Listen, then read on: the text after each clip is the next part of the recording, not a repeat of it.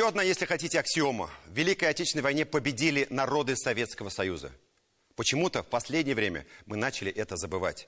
Я понимаю националиста Жириновского, когда он говорит, это наш праздник, потому что победила наша армия, советская русская армия. Но не понимаю, когда его повторяют другие, более вменяемые политики, говоря о том, что победу в Великой Отечественной войне одержали великий русский дух и русское оружие. Это не совсем так. Давайте посмотрим статистику героев Советского Союза, награжденных на этой войне.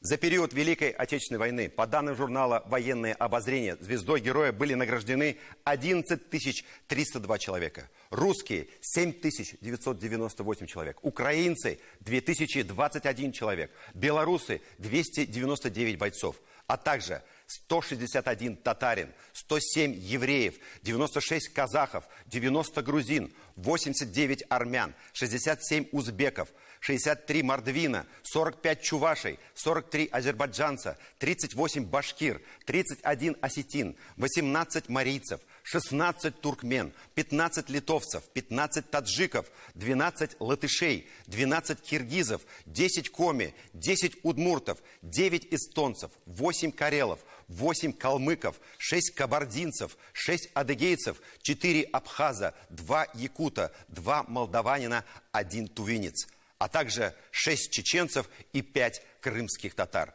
Среди них летчик Амитхан Султан даже дважды.